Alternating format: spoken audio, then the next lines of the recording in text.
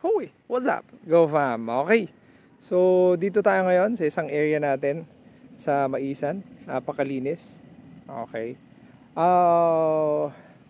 Alam niyo yung internet sometimes very unforgiving, no? Pero hindi naman tayo na-discourage kasi yung purpose naman natin is makapagbahagi ng mga alam natin, yung experience natin, go fam. Hindi naman tayo vlogger. Talaga. Farmer lang tayo. Okay, farmer tayo. So, meron tayong na-share with regards sa isang problem sa Sitio Puti, I think. Oo. And yung ginamit kasi nila doon is root crop. And ang na-mention ko kasi doon is yung root crop na kamoting kahoy, which is may cyanide naman yon. Pero ang ginamit pala nila doon, go fam, is yung kalot. Okay, yung kalot naman is meron siyang calcium oxalate, raphides, at saka saponins. So yun naman is both ay toxin. Okay? Toxin siya. Kaya nga, 'di ba, pag nakakahawak tayo ng mga root crop, especially mga gabi ganyan, tapos binalatan mo, sobrang makate. Okay? So very good, napakagaling, galing nung diskarte ng mga kasama natin na ita. Okay, pero I doubt kung gagana po 'yon doon sa uod na FAO. Salamat sa mga nag-correct. Okay, syempre tao lang din tayo, nagkakamali din. Pero yung iba talagang wagas talaga no.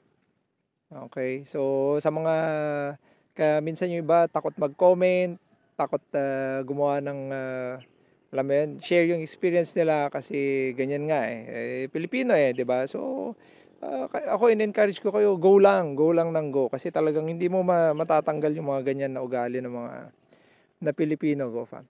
So at least 'di ba? May natututunan tayo. Okay? So yun, go fam, yung natin dito, update natin dito sa I think ito yung NKVIP natin. Okay, NKVIP. Okay, kung mapapansin nyo, talagang magkaiba yung dahon nila. Manipis. Tapos dito sa part na to, punta lang tayo dito. So ito yung double row natin. Okay, so ganun din, meron ding FAO kasi hindi naman 100% yung sa VIP din kasi meron ding refuge yan. Tapos ito dito, nandito na rin yung 8 natin. So kung mapansin nyo, malapad talaga yung dahon niya. Okay. Yung ganun din, di ba? Meron ding FAO. Okay.